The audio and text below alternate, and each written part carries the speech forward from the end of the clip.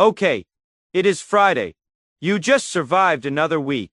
You are sitting in traffic dead-eyed, one hand on the wheel, the other scrolling your phone at every red light you probably shouldn't be scrolling at.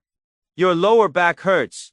You've said, "Yeah, sounds good," in 4 meetings today, without remembering what any of them were about. And you know what you are thinking right now?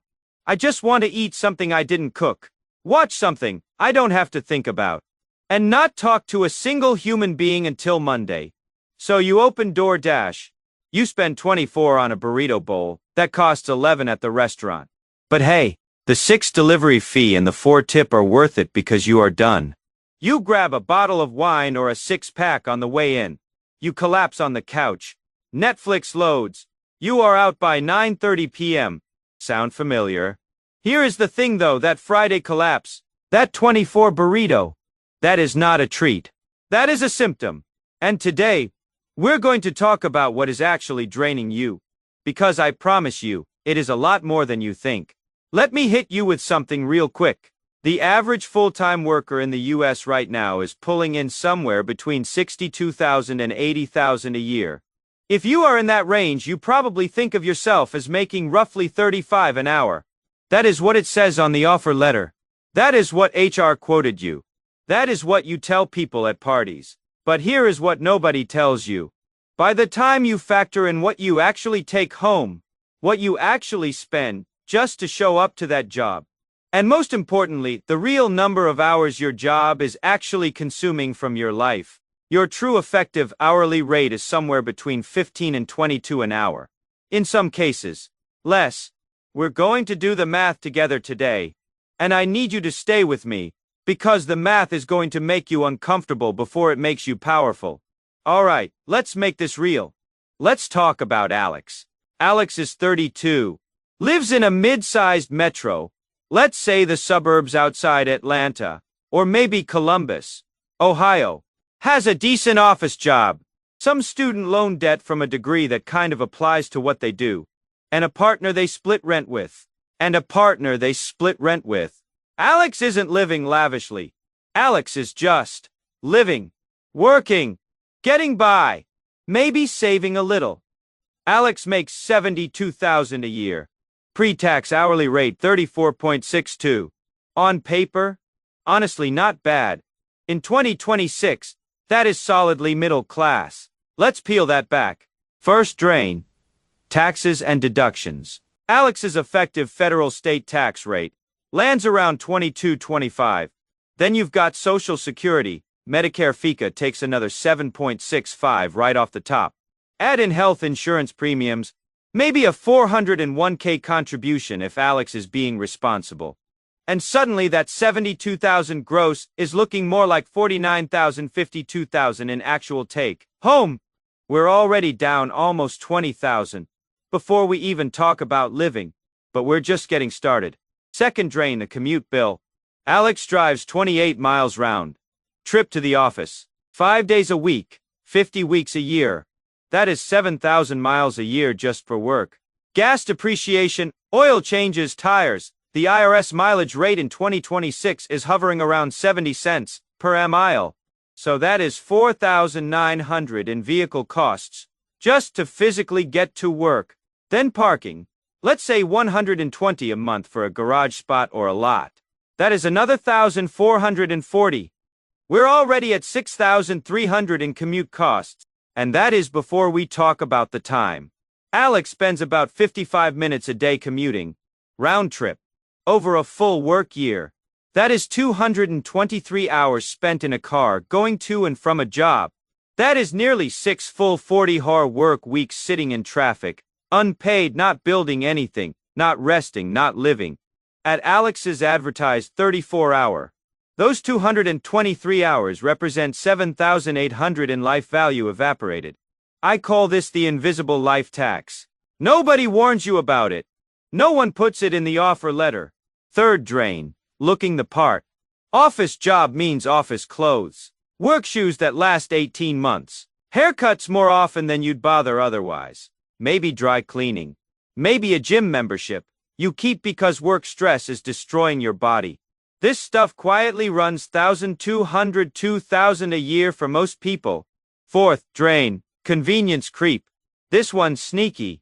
When you are exhausted, and in 2026, roughly 6,070 of workers report moderate to severe burnout, you stop making efficient choices. You start making easy choices. Coffee on the way in, 6 a day. That is 1,500 a year. Lunch out because you forgot to meal prep, and you are already behind on emails, 15 a day average. 3 times a week, another 2,300. App subscriptions you forgot you have, 80,120 a month. The random Amazon orders at 11 p.m. when your brain is fried, and you want something to feel good, adds up faster than you think. Convenience costs for a burned out worker. Conservatively 5,000, 8,000 a year. Fifth, drain, the burnout bill. This is the one nobody talks about. When your job hollows you out all week, you compensate. Friday night DoorDash. We talked about that. But also, weekend trips just to feel like a human. Subscriptions to things that numb the noise. Therapy, therapy is valuable, but it is also a direct cost of a job making you miserable. Gym memberships, massage apps, treat-yourself purchases that feel like oxygen when you are running on empty. The burnout recovery budget for the average stressed American worker right now runs $3,000, $6,000 per year. That is real money being spent to recover from the thing that is supposed to be paying you. Let's total the damage. Taxes, deductions, $20,000. Commute. Cash costs, $6,300. Work appearance, $1,500. Convenience spending, $6,000. Burnout recovery, $4,000. Total drain, $37,800. Alex started with $72,000. After all of this, the financial net is somewhere around $34,000, $37,000. Now let's talk about what this job is actually costing in hours. Zero. Most people think 40 hours a week, done. Number. Add the commute. 55 minutes daily, 4.5 hours week. Getting ready specifically for work, shower, outfit, prep, 45 minutes day, 3.5 hours week.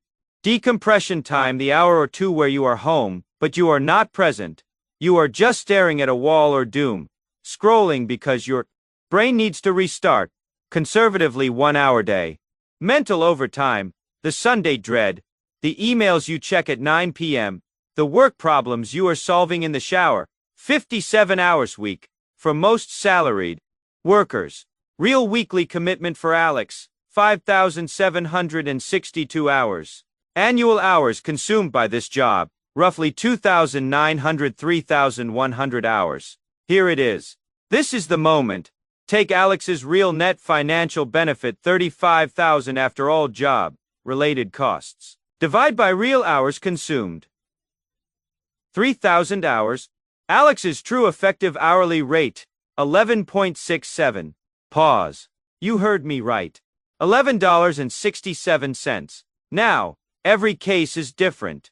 If Alex negotiated remote work 3 days a week, that number climbs. If Alex lives close, it climbs. But for a typical commuting, office, going, burned out, convenience, spending American worker in 2026, you think you are making $35 an hour. The full picture says you are closer to $15, $22, and in Alex's scenario, even lower. The salary isn't a lie, exactly. It is a mirage. It looks real from a distance. The closer you get, the more it shimmers and shifts. I know how this feels right now. It feels like someone just told you the game was rigged the whole time. And honestly, some of it was. The system is designed to keep you spending your paycheck on things that make the exhaustion bearable, and then show up Monday and do it again. In 2026, nearly 45% of Americans are living paycheck to paycheck. And here is the wild part. It is not just people making $35,000. People making $90,000, $100,000 are in the same cycle, just with bigger subscriptions and a nicer car payment. It is not stupidity. It is not weakness. It is predictable physics. You put a person under enough sustained pressure, they will find release valves, and consumer culture has built 1,000 release valves, all of which cost money. But here is the shift. Understanding this isn't a reason to despair. It is a weapon, because now you can see the machine. And once you can see it, you can start making choices that aren't just reactions to exhaustion. Here is the new lens I want you to use for every purchase. Don't ask, can I afford this? Ask, how many hours of real life did this cost me? That 350 gadget you almost bought on Amazon last week. At your real effective rate of 18 hours, that is 19 hours of your actual life. 19 hours of commuting, of meetings, of Sunday dread. Is that gadget worth 19 hours? Maybe it is. But now you are choosing consciously, not just clicking. That promotion you are chasing, the one that comes with a 15 raise and a new title. Run the math first. If it adds 10 hours a week of work, requires a more expensive wardrobe, a longer commute to a new office, and more after hours, stress eating, the real hourly improvement might be zero or negative. And this is where compound effect quietly kills people. The daily 7 coffee, the 15 lunch, the 12 cocktail on a Wednesday because the week already feels long. Those aren't small. Over 20 years, with even modest investment returns, those daily micro drains represent hundreds of thousands of dollars that never got a chance to grow. You are not spending money on those things. You are spending decades. All right, enough pain. Here is what Alex and you can actually do. 1. Fight for your time before you fight for your salary. Negotiate remote or hybrid arrangements aggressively. Even 2 days at home a week can reclaim 80 commute hours annually and cut thousands in costs. That is a real raise that doesn't show up on a pay stub. 2. Meal prep Sunday, protect Friday. I know it sounds boring, but spending 90 minutes on Sunday so you don't spend 15 a day on lunch is a 3,000-year decision. Boring math, powerful outcome. 3. Create a 48-hour rule on non-essential purchases. Something catches your eye. Wait 48 hours. Burnout. Brain wants it. Rested. Brain might not. This one habit alone saves most people $1,500, $2,500 a year in impulse buys. 4. Stop buying status. Start buying margin. The car that impresses coworkers versus the car that kills your payment. The apartment at the edge of your budget versus one that leaves breathing room.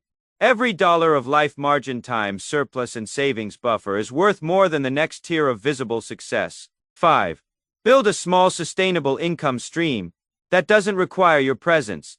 I am not saying quit your job tomorrow. I am saying start the side project, the digital product, the skill-based freelance gig. Something that adds 50,010,000 a month over time.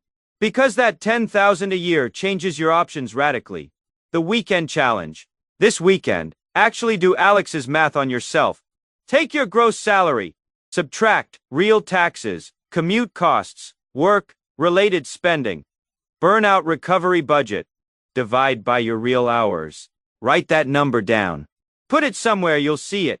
Let it motivate the right decisions. Here is the truth I want to leave you with.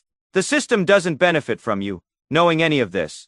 It benefits from you staying tired, staying distracted, staying just comfortable enough to keep showing up without asking questions. But math doesn't care about the system.